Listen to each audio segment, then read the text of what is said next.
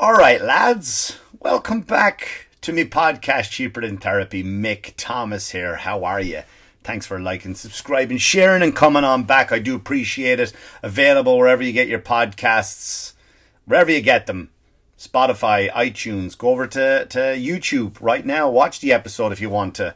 I'm sitting in my daughter's game cubby again because I don't have the time to talk about how I get kicked out of my spots for podcasts every single fucking week. I'm trying to build a nice studio out there. That's not coming along because of other stuff. Wherever you want to go. Check out my other podcast, by the way. The Manxiety Show with my good buddy Corey Brooks. Also, wherever you get your podcast from, it's available everywhere. So, just to give a bit of housekeeping before we get into the episode, some dates for you to let you know for the people. Columbus, Ohio, August 4th, I'm at the Funny Bone in Columbus, Ohio. On the 5th and the 7th, I'm at the Dublin Festival. Check me out there, Ohio people. August 12th and 13th, I'm at the Minnesota Irish Festival at the Comic Strip on August 20th. I love the comic strip. September 8th, I'm at the Pittsburgh Improv, and 9th and 10th, I'm at the Pittsburgh Irish Festival. I wonder why they hired me, right? Is it just like, let's put in any Irish person at any one of these festivals? November 25th, 26th, Floridians, Florida. I am going down and be at Madcap Comedy Club, where I might be. I'm still have to talk to my management team. Might be putting together a special. Got too much material and I need to get rid of a lot of it, so to make room for the new stuff that's coming on in. And I might just record a nice special down there at Madcap Comedy Club on Thanksgiving weekend. That should be fun. So, I didn't iron a shirt either. God damn it, look at that. I'm an awful mess. Anyway, welcome. By the way, I'd like to welcome all the new listeners, the new subscribers. I had a bit of a growth over the weekend. I guess one of my jokes kind of blew up on Instagram. And as a result, all these new people are here. So welcome. It's like orientation. I want you to sit next to somebody you don't know. And, to get out of your comfort zone. Didn't you hate that when you started at a new job? All I worked in when I came over here was like before I went into comedy, or even while I was in comedy, before I became a professional comedian. It was I would work in banks, and it was always the same formula. And in the last bank I worked in, I used to design these training programs, so which was weird. But you would come in to the new job, and you would see someone in the back of the room that looked somewhat like, this guy or girl is probably cool. Let me just sit and talk to them.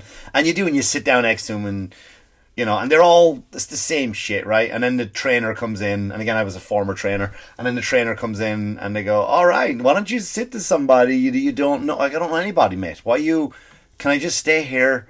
Please, can I just stay here? And then they would be just saying like, I want you to write down or tell your partner 3 fun facts about you, and then they're going to repeat it. And you'd be driving to the first day, and it's not on your first day on your job, and it was never, I hope this job is good, I hope I do well, I hope I pass the tests that they give me, all this stuff during orientation. You're like, what fucking 3 things, what interesting facts about myself am I going to tell? And nobody tells the truth. Nobody walks in and go, hey, I'm John, I'm Samantha or Becky, whatever. Yeah, what are your interests? Yeah, I like to be tied up and held underwater to the point of almost death, and then you pull me out of the water just before I die. I have 2 corgis. No one ever does that. It's always the same. It's always the same shit. And you're driving and you're stressed about what 3 things am I going to tell them about myself that's considered fun? Tell them fun things about yourself. Jesus Christ. Can we just start the job thing? Can we just start the training so I can pretend to pay attention and go back to the job and get paid already? Can we just do it? Try and make it. And then in those orientations, the funny thing is, like, they'll ask you questions that you don't know. I'm new to the company. Why would I know the answer? So why would you think this is our motto for our company? I don't know. It's my first day. How about we don't waste any fucking time and you just tell me what it is? You tell me what your motto is and why that's your motto, and we can move on. Get us closer to lunchtime. I don't know. I used to hate that, man. I remember one time I went to a museum in New York, the Met. I was in the Met, and I just basically went in to use the bathroom. That's all I did. That's all I went. I didn't walk in, and the guy wouldn't let me into the Met. They wouldn't let me in. They were like, "Sorry, mate, you got to get a ticket." I go, "Look, the bathroom is right there. I promise you, I won't learn anything. I just want to go." And he was like, "Nah, you got to buy a ticket." So I went up to buy a ticket. That's how bad I had to go to the bathroom. And I went, "How much are your tickets?" And they went, "It's a suggested donation." I go, "What do you mean?" "Just suggest a price and we'll let you in for the ticket." And I went, and I handed my debit card and I went, 25 cents. And I went, "Come on, man, the receipt paper costs more than 25 cents. I go, "Well, you know what? Your security guard was rude. That was the only reason so I paid it. I went to the bathroom. I said, "You know what? I'm in here now. Might as well kill time before my show. Let me walk around." Walking around, and I jumped on this tour. And there was a tour guide, and he was it was in the Met, or in the Egyptian part, and he had this piece of pottery. And he said to, it was this German group, and he was like, "So does anybody know what this is? Do you know what this is?" It was not, "What do you think this is?" If you were to guess, what would you think it is? It was, he held the pot up and he went, do you know what this is? And some woman in German, she's German, she went, "Is it a vase? Something so put flowers in?"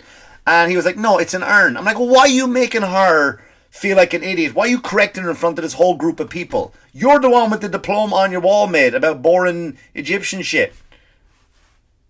You know what I mean? So you go to these orientations at work, and that's what it is. That's what it is. Tell me, do you know what our motto is? Tell me an interesting fact. Or no, they go, "Tell me what your hobbies are." And there's always one person. There's always one person that just tell you they have dogs. And that's not, am I going to talk about dogs again for the third week in a row? Jesus Christ.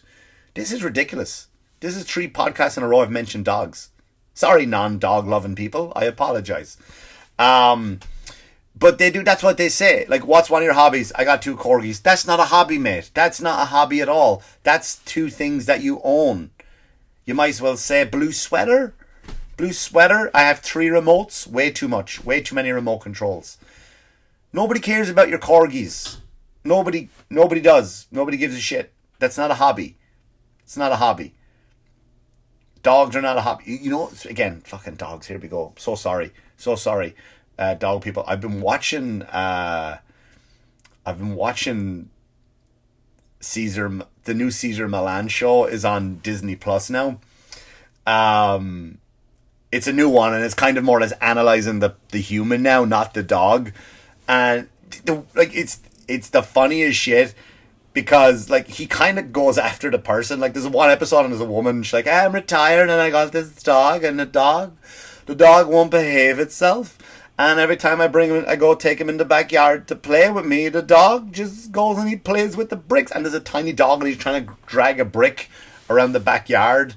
And then Caesar just comes in and he was like, "Yeah, your dog hates you. You look at the dog. Like, the dog would rather play with a brick than talk to you, lady. Maybe you shouldn't have got him. Maybe you should have just enjoyed retirement without it. That's all you should have done. It's got a brick. Got an absolute, that's what a dog would rather play with." And he was like, and then they should put a warning up. They should put a warning up on the show, because you go in and it's like, there's one episode of dog that bites everybody, right? And Caesar's got the magic, whatever the fuck that is. It's never like, on this new show, it's never, "Hey, don't try this at home," right? It's never, there's no warning. You usually have warnings for everything. Everything. Every TV show has a warning now. "Hey, they might mention a gay person in this if you're offended by gays." There's smoking in this one, right? You could put on a movie with people getting their head chopped off, like violence, gore, rape, murder, smoking, right? It's like, "Oh, I was going to watch it, but a guy having a cigarette, I can't be watching that. That's ridiculous. Can't be watching that." So I'm watching it, and there's no warning sign. So the dog is biting everybody, and Caesar just puts his back of his fist up like that, right? Puts the back of the fist up like that, and the dog is like, he can't bite it. And because there's no warning sign on it, you're just going to go, "Oh, that's what you do?" So when the neighbour's dog goes crazy, and all of a sudden then you're losing an arm, you come back in and you're just fucking blood spurting. Like, "Well, Caesar just stuck his fist in the dog's face." What are you doing? Caesar's a lunatic. Like my friend Corey, right? And I've never called. I said this to him. Like Corey, the guy I do the other podcast with, the Manxiety show. He's got a dog, right? And Caesar does this thing on, and this is what made me think of Corey. He's like, because some episodes have a pit bull on it, right? And they're talking about the pit bull, and Caesar's like, the stereotypes with the pit bulls. They're vicious animals, and I don't know what accent is that Hispanic, is that French? It kind of turned French a little bit at the end. He's like, the pit bulls, they have this stereotype. They do, right? They do, because Corey's dog is a pit bull, and it's a fucking asshole. Sorry, Corey, your dog is an asshole. Like, it does this. I go into the house, and this is like months and months ago. The dog went to bite me because, and Corey's like, well, maybe we tried to analyze the dog, right? Maybe we came in too fast into the house. The dog thought you were attacking him. I'm like, all right, that's fair. The dog's got a temper. I'll accept that one. But now every time I go there, so I'm out there the other night and recording a podcast, and I just look down at the dog. I look at the dog, and the dog just starts barking and lunges at me. And Corey's like, what happened? I was like, I don't know, I just looked at the dog. And then Corey, like it's my fault. Oh, you never look at a pit bull. You never look a pit bull in the eye. I go, what the fuck? Where's the manual for that? Never look a pit bull in the eye. What does that mean, never look a... So now I gotta walk around your house, and like I do. I go out there now, and I'm like, and the dog is down by my knees, and I'm just like looking around, deliberately not looking at. And the other dog he has is beautiful, Moron. It's a moron of a dog. The dog's not called Moron. I'm just looking around everywhere. I'm looking down. But not at the ground. Like I feel like I'm working for Mariah Carey or Jennifer Lopez, just walking around that house, not making eye contact. Like I don't want to get fired or have a vase thrown at my head. That's what it's like. That's what it's like going to Corey's house with the pit bull. But anyway, so I believe pit bulls are vicious, and I know the dog lovers are going to be out here like, no, it's not the dog, it's the owner. It's a little bit the dog. It's a little bit the dog. Come on now. Come on, it's a little bit the dog. But I know like so many people on there because it's a new generation, because the last show got cancelled because it didn't his dog apparently kill. It's not funny, but it kind of is. His dog killed Queen Latifah's dog. I didn't know if you knew that. I guess he just about in, I think it was like 2006, so they cancelled his show because his dog, not like some other dog you went to help, his dog that's just got all the training in the world. He's the son of God in dog terms, by the way. I didn't mean to offend any religious people. This dog was hanging out with Queen Latifah's dog, and he just murdered Queen Latifah's dog. And that's, I think, so then they took Cesar off the air. Like, you know what, we can't have you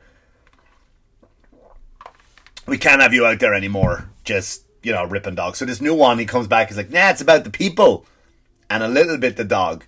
So since 2006, right, the millennials grew up, and I'm not having a go at millennials, I'm really not. Millenniums or millennials? Millennials. I ain't having a go at them. Right, a lot of people do. A lot of people come down hard on millennials, and it's, but it's like they don't. It's just so funny to watch how they deal with problems. So the dog is like one couple, a young couple in their early 20s, and they're just like they've these tiny dogs, and the guys are like, yeah, we can't have kids. I was like, oh, well, one of them's got a sperm problem. Maybe someone's got something wrong with their ovaries. Because we feel the dogs will bite the baby. So when you're trying to tell me you want to start a family, you want to have children in your life, you want to grow, you want to extend your family, and you're not going to do it because these two rats are going to bite your babies. Let me tell you something right now. Number one, you could get rid of the dogs. Number two, when the baby comes along, you could just kick the dogs out the way every time the baby comes along. Number three, there are ways to integrate a baby into your new house with dogs. I've done it. I got 2 kids. I've had a dog, rest in peace, Sadie, R.I.P. Right, I've done that. Or the last option is probably the best one. You sound like you shouldn't have children. You don't deserve to reproduce, because if that's your way of thinking, you definitely want to stop your genetics. Talk to your father. Ask, is there any other relatives in the house to keep the bloodline going? Because you're not it, mate. You're definitely not. You should not reproduce. That's all I'm trying to say. You know, that's what you should be doing. That answers that question. So Cesar comes along and he basically kind of tells the man how to be a man, right? He walks up and he's like, "Listen, mate, what's wrong with you? Like, there's so many just men out there on the show, like, they have no, and maybe it's a new generation, like, I don't know, they don't have a voice of, hey, stop that, go on your bed." None of that. It's always, "Could you please stop? Bruno, stop, don't do that, Bruno. No, that." And the dog's like, fuck you, I'll do it, I'll shit right over here if I want to. Look at me, look at my eyes when I shit on your pillow. It's just, they're just insane. So Cesar, like, this woman, like I said, he's just like, "Look, don't have it. Just, the dog hates you. The dog hates you. Probably all animals hate you. And that's fine. Animals can sense that you're just, there's no point in having an animal. There's no point in having an animal." And it's just so many couples, we don't know what to, and they're driving and they got the dogs in a fucking seat harness. Do you know when I drive around with my dog right now and I have to hit the brakes every once in a while? I just think it's funny when he goes flying forward in the back seat. I know, it's cruel, it's just fucking funny just to watch. Like that, you hear the leash go and the jingle of the bells. It's just funny. And they've got little seats for the dog. Come on. We're off to the bank. The dog doesn't give a shit about the bank. You know? And they always have to advertise when it's a rescue. It's a rescue. It's a rescue. Just, who cares? You have a dog. We don't care. You're not a great person for rescuing a dog. You're not a great person for it. My dog, I got it from a kill shelter in North Carolina. Right? A kill shelter. And the weird thing about that kill shelter is too, they call you up and go, "Listen, before we give you the dog, we have some questions for you." I go, "What questions? What do you need to know? You're a kill shelter." Like, if I want to come home at the end of a day and slather peanut butter all over myself and my balls everywhere and have the dog clean it up, it's still better than what you had planned for him at the end of the week. Do you understand? What questions do you need to know? I don't walk around telling people I got my dog from a kill shelter. It's my dog. Look at him. Isn't he awesome? That's it. Caesar's on there training people to watch him pick couples, or so the dog's like, "Oh, well, every time we have sex, the dog gets up and licks my ass." I mean, it's fine. I don't stop him, but we kind of, you know, sometimes when I'm not into that, and when I tell him not to do it, and that's what you're up against. That's what I guess the new listeners who came over now, I wonder, have you checked out by now? That's funny. Because I gained a few listeners and followers over the weekend. I guess I put a joke that went viral, coming in at under 8 million. And I appreciate that. I welcome you, the new people in. I do. I hope you stick around. Hope you follow me on my journey at my shows if I'm in your town. I do hope you stick around. You know, but judging by a lot of the people on there, I'm getting a lot of great messages, by the way, a lot of nice messages and like nice comments and stuff. Some comments not so much, because like I think when you hit 8 million people, like nobody gets 100%. Like the Dalai Lama, if he tweeted like to 15 million, nobody has 100% ratio of making people happy on Instagram, Twitter, any of them. I don't have Facebook or Twitter or that stuff. I just have the IG. But nobody's got 100% record, right? So some people will just attack me like I did something to them. It was a joke. But my favorite people on there, and don't do this, please, guys, it's just a joke, and all my other jokes are like this. They are just jokes. There's no meaning behind them. There's no in-depth thought to it. So some people are arguing the joke was about a conspiracy theory, and I put a punchline to the end of the conspiracy theory. But people are on there calling me dumb because I don't believe in conspiracy theories, which, first of all, I said theories, and I do believe in them, but the joke doesn't work if I explain every fucking theory, you morons. And then the other one are the people who are questioning the science of the joke. So just for those people who do question the science of the joke, first of all, 3 nuns didn't walk into a bar. A guy on a desert island didn't find a genie in a bottle.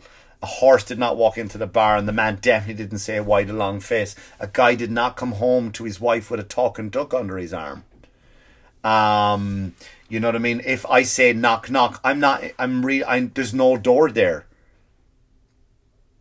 All right, I'm just trying to explain to you, new people, that for who want to attack the science of the joke, because it would be different if I was you heard it first here on this platform. You're looking at me. I'm in a box right now, and it looks like a TED talk. If I kind of stop telling jokes, you're like, that's not true. That's not what you're saying is wrong. One guy said fake news.